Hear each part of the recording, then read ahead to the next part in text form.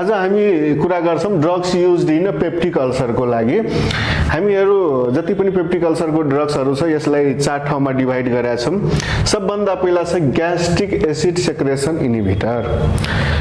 यस्तो ड्रग्सहरु जसले चाहिँ के गर्दो रहेछ त ग्यास्ट्रिक एसिड सेक्रेसनलाई नै बन्द गर्छ, इन्हिबिट गर्छ।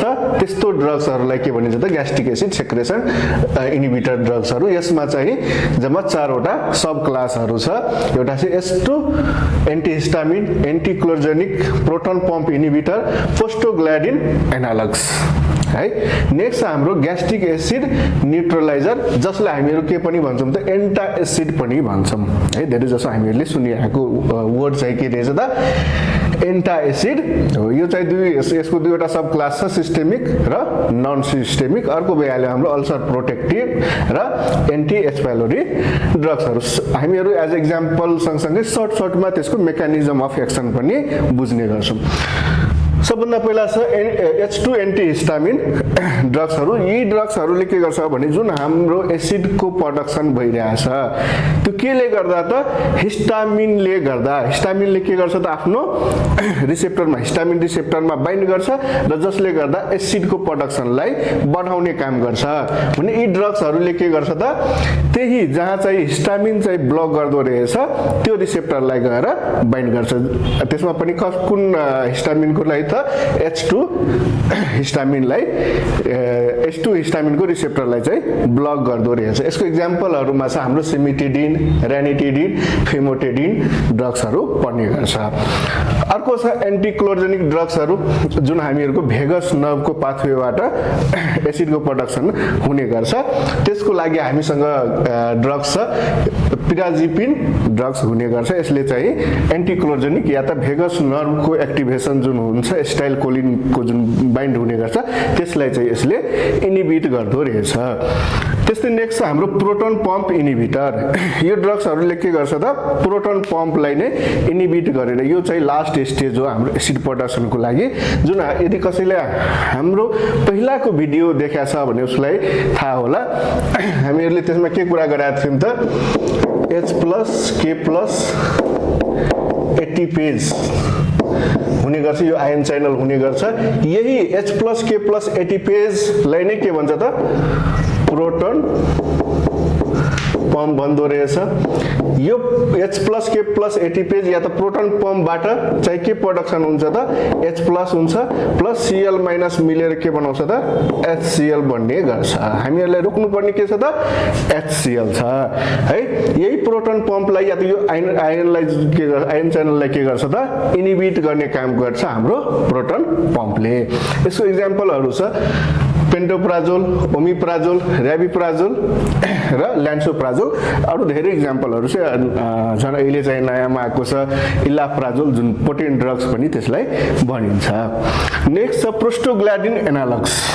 यस्तो ड्रग्सहरु अरु बादबाकी ड्रग्सहरु के थियो त इन्हिबिटरहरु थियो, रोक्ने काम गर्थ्यो। तर यो प्रोस्टोग्ल्याडिन एनालग्सले के गर्छ त एगोनिस्टको काम गर्छ। यसले प्रोस्टोग्ल्याडिनको लेभललाई बढाउने काम गर्छ।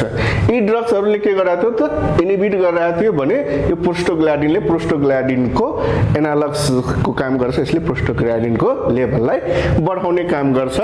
त्यसको एक्जाम्पल छ मिसोप्रोस्टोल है। प्रोस्टोग्ल्याडिन एनालग्स चाहिँ कुन रहेछ त मिसोप्रोस्टोल रहेछ र यो चाहिँ कन्ट्राइन्डिकेटेड छ हाम्रो प्रेग्नेन्सीको केसमा। प्रेग्नेन्सीको केसमा चाहिँ मिसोप्रोस्टोल चाहिँ कन्ट्राइन्डिकेटेड छ, दिन मिल्दैन।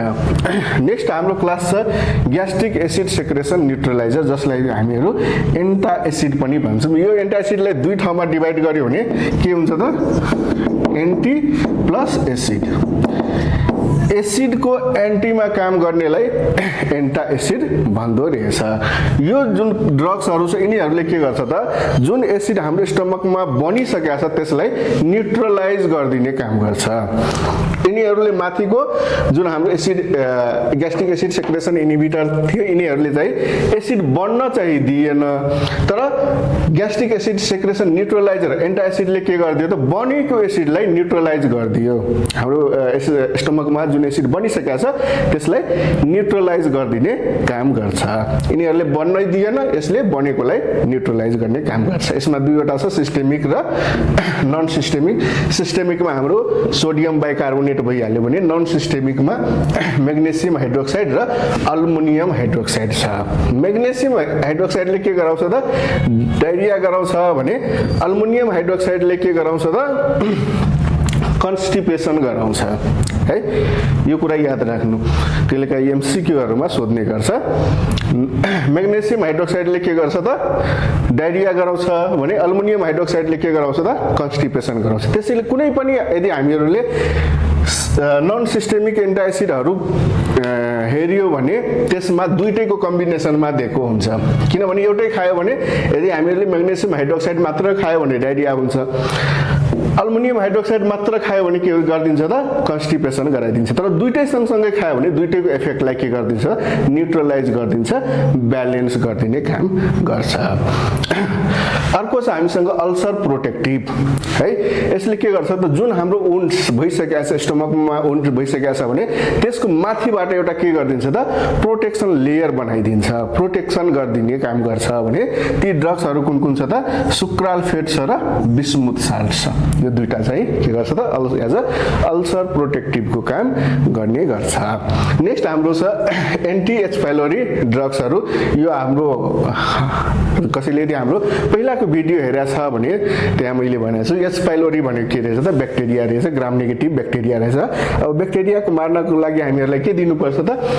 एन्टिबायोटिकहरु दिनुपर्ने हुन्छ भने त्यसको लागि हामीहरु एमोक्सासिलिन क्लेथ्रोमाइसिन मेट्रोनिडाजोल र टिनिडाजोल चाहिँ दिने गर्छ as a anti H pylori ड्रग्सको लागि मोस्टली हामीहरु एच पाइलोरीको केसमा ट्रिपल रेजिमिन है ट्रिपल रेजिमिन ड्रग्स चाहिँ दिने गर्छ यो ट्रिपल रेजिमिनमा 1 पीपीआई प्लस 2 एन्टिबायोटिक गरेर मेडिसिन चाहिँ दिने गर्छ एच पाइलोरीको केसमा कसैलाई एच पाइलोरी भएर अल्सर भएको छ भने थ्यांक यू